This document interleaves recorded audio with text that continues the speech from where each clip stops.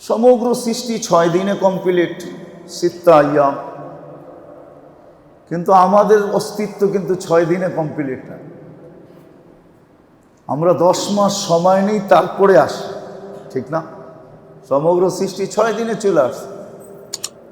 মুরগির বাচ্চা 21 দিনই আসে, কিন্তু মানুষের বাচ্চা কিন্তু 21 দিনে আসে না।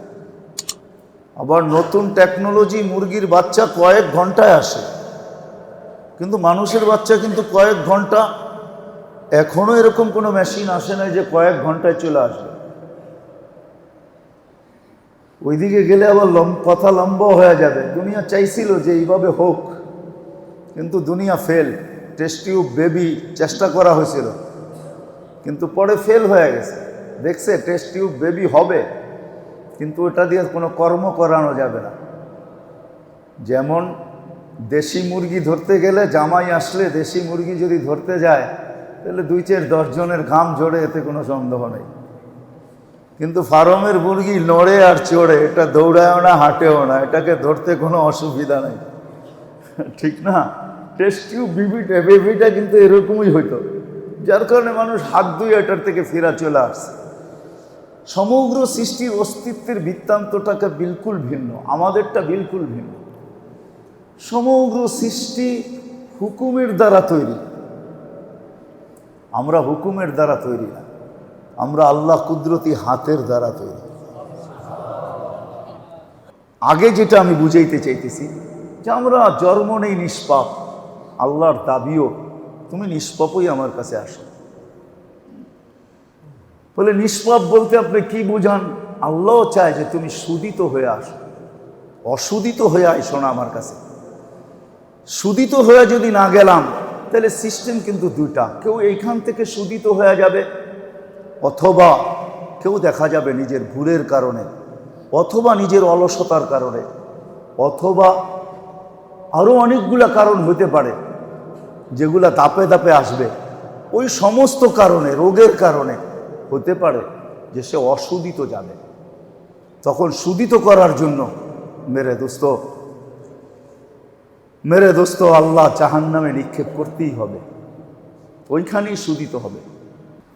وقال جل جلاله قد أفلح من تزكى وذكر اسم ربه فصلى وقال رسول الله صلى الله عليه وسلم إن هؤلاء القلوب تصدع كما يصدع الحديد إذا أصابه الماء أو كما قال عليه الصلاة والسلام وقال صلى الله عليه وسلم ألا إن في الجسد لمضغة إذا صلحت صلح الجسد كله وإذا فسدت فسد الجسد كله ألا وهي القلب أو كما قال عليه الصلاة والسلام। मेरे अजीज़ों, मेरे दोस्तों, मेरे भाइयों, আল্লাহ মানুষকে নিষ্পাপ জন্ম দেন। যখন মানুষ দুনিয়াতে আসে তখন বিলকুল নিষ্পাপ আসে, পুত পবিত্র আসে। শুধু ওই দিন না, একটা লম্বা সময় পর্যন্ত মানুষকে আল্লাহ পুত পবিত্র রাখেন। এই জন্য হাদিসে পাওয়া যায় রুফিয়াল কালাম আন সালাস, 3 সম্প্রদায়ের থেকে কলম উঠানো থাকে। ফেরেশতা এদের বিরুদ্ধেও লেখে না, পক্ষেও লেখে না। হ্যাঁ, কোনো কোনো জায়গায় তালাশ করলে দেখা যায় যে পক্ষে তো লেখে, কিন্তু বিরুদ্ধে লেখে না। পক্ষ বিরুদ্ধে বুঝেন কিনা বুঝি না, তার পক্ষে যায়, তার বিরুদ্ধে যায় না। সবই হাত্তা ইয়াবলু, দুধের শিশু যতক্ষণ পর্যন্ত প্রাপ্ত বয়স্ক না হয় ততক্ষণ পর্যন্ত কলম তার বিরুদ্ধে যায় না,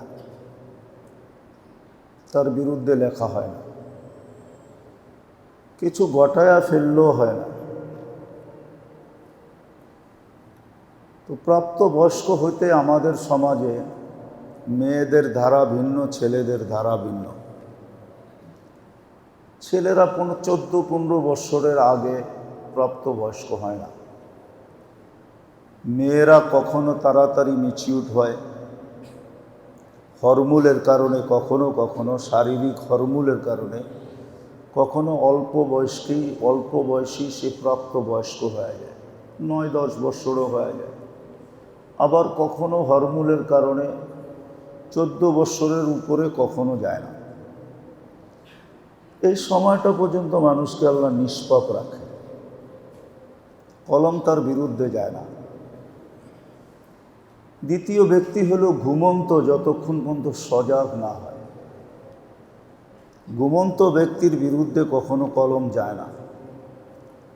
আমাদের কলম না, ফেরেশতাদের কলম, আল্লাহর কলম তার বিরুদ্ধে যায় না যতক্ষণ ঘুমানো থাকে।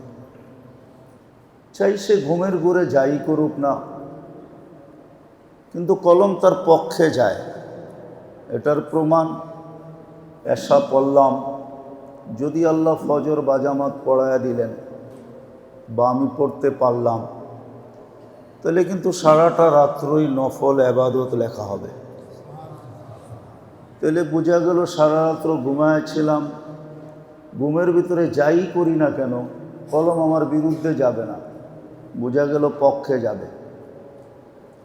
তদ্রূপ আরও 2-1টা উদাহরণ যদি হাদিস থেকে দেওয়া যায়। আল্লাহ কিন্তু মানুষকে তাহাজ্জুদ একটা হুকুম, ফাতাহাজ্জাদ বিহি নাফিলাতাল লাক আসা আইয়াবআসাকা রাব্বুকা মাকামাম মাহমুদা। আল্লাহ নবীজিকে তাহাজ্জুদ পড়ার জন্য হুকুম দিয়েছেন, নবীজির উপরে ফরজ ছিল, কিন্তু উম্মতের জন্য না। কিন্তু হ্যাঁ, গ্যারান্টি এটা আছে যে পড়বে তাকে বড় উচ্চ মাকামে আল্লাহ উঠাবেন। এই জন্য কোনো কবি লিখতে বাধ্য হয়েছেন, মান সাহিরাল লায়ালি তালা আল উলা মান সাহিরাল লায়ালি।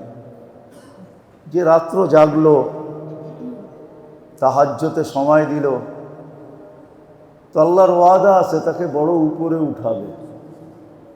শুধু বড় উপরে উঠাবে না, শত জিনিস তাহাজ্জুদের ভিতরে লুকায়িত আছে। বিশ্লেষণে গেলে অনেক লম্বা হয়ে যাবে, একটা না বললেই নয়। আমরা সবাই কিন্তু সুস্থতার পাগল, সবাই সুস্থতা চাই। বর্তমানে তো একটু বেশি চাই, ঠিক না? করোনা আমাদেরকে এতটুকু ভাঙ্গা দিছে, এখন আমরা সুস্থতা খুব বেশি চাই। তাহাজ্জুদে কিন্তু সুস্থতাও রাখা আছে।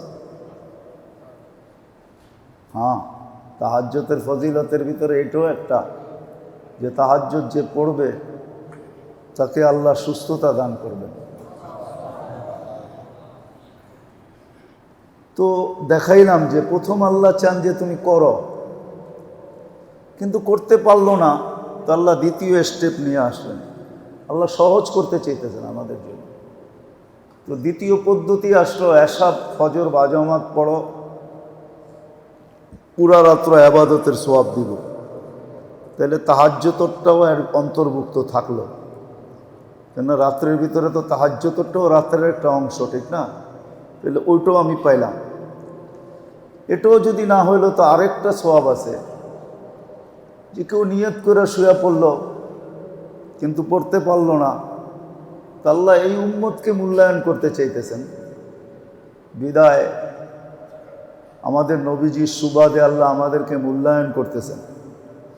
তো বলতেছে তুমি নিয়ত করে শুয়ে গেছো কিন্তু উঠতে পারো নাই। তো বুখারীর প্রথম হাদিস এটাই বোঝায়, ইন্নামাল আমালু বিন্নিয়াত। যখন তোমার পাক্কা নিয়ত ছিল, তুমি পারলা না, তো আল্লাহ বলে তোমাদেরকে আমি খালি হাতে ফিরাইতে চাই না, আমি তোমাকে তাহাজ্জুদের সওয়াব দিয়ে দেব। এখন আপনি নিয়তও করলেন না, পড়লেনও না, তারপরেও একটা সুযোগ আমাদের জন্য আছে। সূরা বাকারার শেষ আয়াত, আমানার রাসূল বিমা উনজিলা ইলাইহি মির রাব্বিহি ওয়াল মুমিনুন কুল্লুন আমানা বিল্লাহি ওয়া মালাইকাতিহি ওয়া কুতুবিহি ওয়া রাসূলিহি লা নুফাররিকু বাইনা আহাদিন মির রুসুলি ওয়া ক্বালু সামি'না ওয়া আতা'না গুফরানাকা রাব্বানা ওয়া ইলাইকাল মাসির লা ইউকাল্লিফুল্লাহু নাফসান ইল্লা উসআহা। শেষ পর্যন্ত যে পড়ল, পুরা ঘুমায়া গেল, তো আল্লাহ রসুল বললেন যে তাহাজ্জুদে যদি উঠতে নাও পারে তারপরও তাকে তাহাজ্জুদের সওয়াব দেওয়া হবে। তো তাহলে যেটা আমার শুরু কথা ছিল যে মানুষ জন্ম নেয় নিষ্পাপ হিসাবে, আর নিষ্পাপের পর্বটা অনেকটা লম্বা থাকে। তারপরেই একটা সময় আসে তার উপরে কলম চলতে শুরু হয়। হয়তো কলম তার পক্ষে যায়, না হয় কলম তার বিরুদ্ধে যায়। এই জন্য একটা হাদিসে সুস্পষ্ট আছে, অনেক জিনিসগুলোকে ইঙ্গিত করে আল্লাহ রসুল বলছেন। কখনো বলছেন কোরআন হুজ্জাতুন লাকা ওয়া আলাইকা, কোরআনকে তোমার পক্ষে নাও, বিরুদ্ধে নিও না। কেননা কোরআন যদি আমার বিরুদ্ধে চলে যায় তাহলে আমাকে আর বাঁচার কোনো রাস্তা থাকবে না। কেননা কোরআন আল্লাহর কালাম, আল্লাহ নিজের কালাম কাউকে দেন নাই। ১.৫ লক্ষ নবী, ৩১৩ জন রসুল। রসুলরা হইলেন প্রথম গ্রেডের। আপনি বলতে পারেন বিসিএস ক্যাডার বলতে পারেন, বা এর উপরেও বলতে পারেন, হাই লেভেল। ৩১৩ জন রসুল, ১.৫ লক্ষ নবী। তার ভিতরে আমাদের রসুল সাল্লাল্লাহু আলাইহি ওয়াসাল্লামও একজন। আমাদের রসুলের সুবাদে আল্লাহ আমাদেরকে বড় সুযোগ দিয়েছেন। তো একটা দীর্ঘ সময় পর্যন্ত কোরআন যদি আমার বিরুদ্ধে চলে যায়, যেটা বলতেছিলাম, তাহলে ওইখানে আর বাঁচার কোনো রাস্তা থাকবে না। আর কোরআন যদি আমার পক্ষে আসে তাহলে আমাকে টাচ করার কেউ ক্ষমতাও রাখে না। এই জন্য এক হাদিসে আছে, মানুষ যখন মারা যায়, যাদেরকে আল্লাহ ফজরের নামাজ সদা সর্বদা পড়ান, যারা ফজরের নামাজকে খুব গুরুত্ব দেয়, তো মারা যাওয়ার পরে ফজরের নামাজ তার মাথার কাছে আসে, সুদর্শন যুবকের রূপ নিয়ে। সাথে সাথে যদি কোরআনের সাথে কোরআন তার পক্ষে থাকে, বিরুদ্ধে না যায়, তাহলে একটু পরে আবার কোরআন আসবে, ফজরের নামাজকে পায়ের কাছে সরায় দেওয়া হবে, কোরআন মাথার কাছে দাঁড়ায় যাবে। মুনকার নেকির যখন আসতে থাকবে, তো ওলামা ইকরামকে জিজ্ঞাসা করেন, ওনাদের আসার আওয়াজটাও একটা ভয়ঙ্কর আওয়াজ হবে। অনেক মানুষ পায়ে হাঁটলে বিল্ডিং কাঁপে, ঠিক না? চলার ভঙ্গি এরকম। তো মুনকার নেকিরের চলার আওয়াজটাও এরকমই হবে। আওয়াজ তো আরও ভয়ঙ্কর, চলার আওয়াজটাও ওনারা কাঁপাইতে কাঁপাইতে আসবে।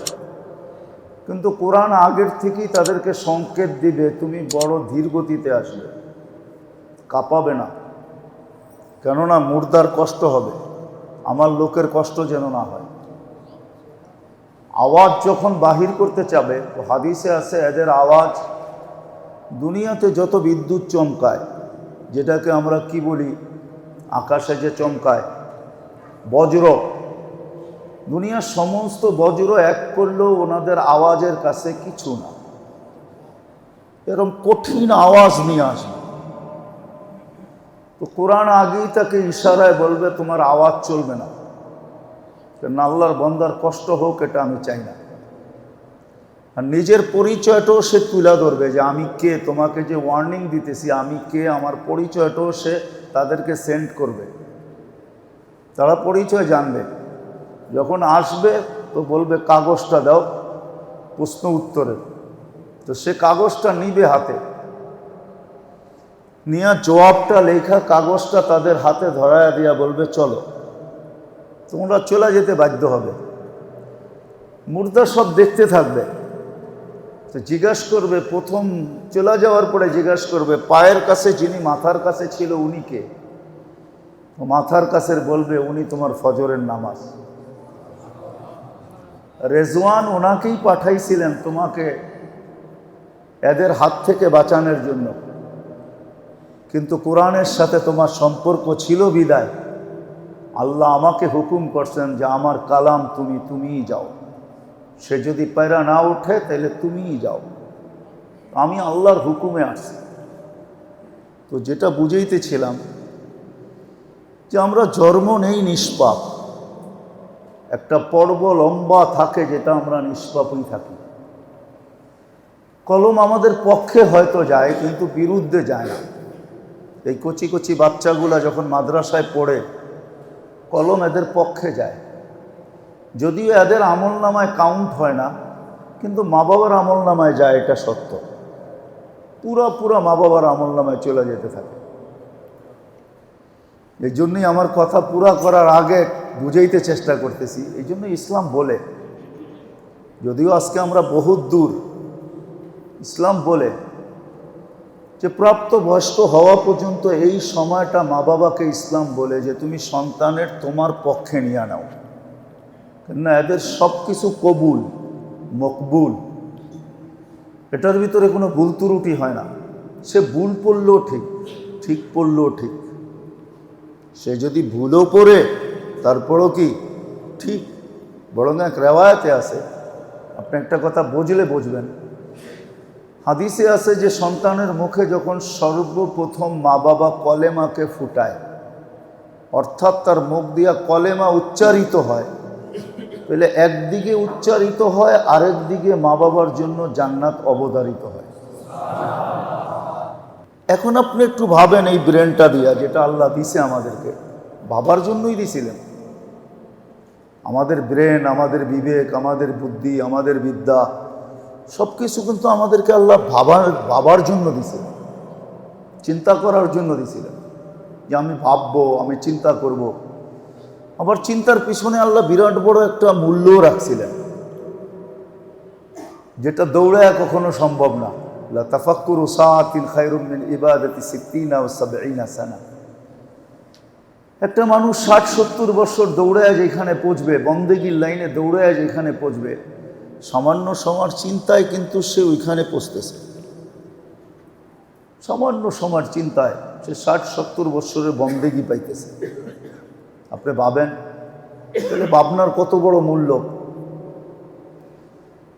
তো যেটা আমি বুঝাইতেছিলাম যে কোরআনের হুকুম এটাই, হাদিসের হুকুম এটাই, তোমার বাচ্চা যতদিন পর্যন্ত প্রাপ্তবয়স্ক না হয় এই সময়টা তুমি তোমার পক্ষে নিতে চেষ্টা করো। মা বাবার উপরে এটাই হুকুম যে তোমার পক্ষে নাও, এই সময়টা যেন বিরুদ্ধে না যায়। হ্যাঁ, যদি সে গলদ লাইনে পরিচালিত আমার কারণে হইল, মা বাবার কারণে হইল, তাহলে কিন্তু এটা মা বাবার উপরে বর্তাবে, তার উপরে বর্তাবে না, তার উপরে যাবে না, মা বাবার উপরে যাবে। এই জন্য কোরআন হাদিসের শিক্ষা এটা। তারপরে তুমি তাকে যেই কোনো লাইনে নিয়ে যাও, স্কুল পড়াও, কলেজ পড়াও, যা খুশি তা পড়াও, কিন্তু এই সময়টা তুমি সুরক্ষিত করো। বিদায় কথা লম্বা হয়ে যাবে বা অন্যদিকে চলে যাবে।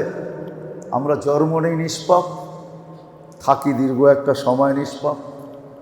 এই জন্য আল্লাহর দাবিও কিন্তু যে আমরা যেন আল্লাহর কাছে শুদিত অবস্থায় যাই, শুদিত অবস্থায়, পুত পবিত্র অবস্থায় যাই, এটাই কিন্তু আল্লাহর দাবি। প্রত্যেকটা মানুষ আল্লাহর কাছে পুত পবিত্র অবস্থায় যাক। আর এটার পিছনে অনেকগুলো লজিক আছে, যুক্তি আছে। সৃষ্টি আমরা বটে, কিন্তু সমস্ত সৃষ্টির মতো আমরা সৃষ্টি না। সমগ্র সৃষ্টির ধারাবাহিকতা একরকম, আমাদের সৃষ্টির ধারাবাহিকতা আরেক রকম। সমগ্র সৃষ্টির ধারাবাহিকতা, জন্মের অস্তিত্বের ধারাবাহিকতা কিন্তু ভিন্ন। মানুষের অস্তিত্বের ধারাবাহিকতা বিলকুল ভিন্ন। সমগ্র সৃষ্টি 6 দিনে কমপ্লিট, সিত্তা আইয়াম, কিন্তু আমাদের অস্তিত্ব কিন্তু 6 দিনে কমপ্লিট না। আমরা 10 মাস সময় নেই, তারপরে আসি, ঠিক না? সমগ্র সৃষ্টি 6 দিনে চলে আসে। মুরগির বাচ্চা 21 দিনই আসে, কিন্তু মানুষের বাচ্চা কিন্তু 21 দিনে আসে না। আবার নতুন টেকনোলজি, মুরগির বাচ্চা কয়েক ঘন্টায় আসে, কিন্তু মানুষের বাচ্চা কিন্তু কয়েক ঘন্টা। এখনো এরকম কোনো মেশিন আসে না যে কয়েক ঘন্টায় চলে আসবে। ওইদিকে গেলে আবার কথা লম্বা হয়ে যাবে। দুনিয়া চাইছিল যে এইভাবে হোক, কিন্তু দুনিয়া ফেল। টেস্ট টিউব বেবি চেষ্টা করা হয়েছিল, কিন্তু পরে ফেল হয়ে গেছে। দেখছে টেস্ট টিউব বেবি হবে, কিন্তু ওটা দিয়ে কোনো কর্ম করানো যাবে না। যেমন দেশি মুরগি ধরতে গেলে, জামাই আসলে দেশি মুরগি যদি ধরতে যায়, তাহলে 2-4-10 জনের ঘাম ঝরে, এতে কোনো সন্দেহ নেই। কিন্তু ফার্মের মুরগি নড়ে আর চড়ে, এটা দৌড়ায়ও না, হাঁটেও না, এটাকে ধরতে কোনো অসুবিধা নেই, ঠিক না? টেস্ট টিউব বেবিটা কিন্তু এরকমই হইতো, যার কারণে মানুষ হাত ধুয়ে এটার থেকে ফেরা চলে আসছে। সমগ্র সৃষ্টির অস্তিত্বের বৃত্তান্তটাকে বিলকুল ভিন্ন, আমাদেরটা বিলকুল ভিন্ন। সমগ্র সৃষ্টি হুকুমের দ্বারা তৈরি, আমরা হুকুমের দ্বারা তৈরি না, আমরা আল্লাহ কুদরতি হাতের দ্বারা তৈরি। সমগ্র সৃষ্টি একবারে জন্ম, একবারে অস্তিত্ব লাভ করছে, আমরা কিন্তু দাপে দাপে অস্তিত্ব লাভ করছি।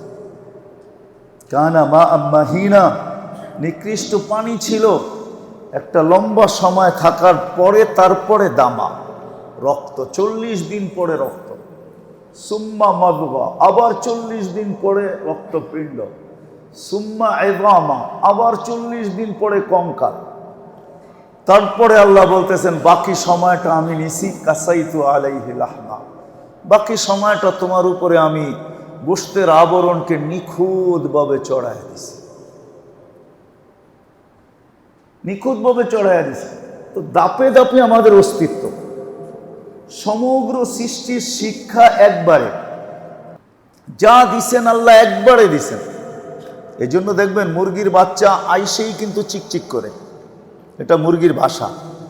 সে আইসেই কিন্তু খাদ্য চিনে, সে আইসেই কিন্তু দুশ্মনকে চিনে, চিলার কাক। সে আসার সাথে সাথেই মায়ের ডাকে নিজেকে সুরক্ষিত করতে জানে, কোথায় নিলে সুরক্ষিত হবে। বিদেশে দৌড়ে এসে ডানার ভিতরে ঢুকে, যাক তাকে দিছেন খালাকাল খালকা সুম্মা হাদা, এটাই আল্লাহর কথা। সমগ্র সৃষ্টিকে যা দিছি একবারে দিছে, কিন্তু আমাদেরকে একবারে দেন না, আমাদেরকে ধাপে ধাপে দিছে। কি ধাপে ধাপে দিছেন আমাদের।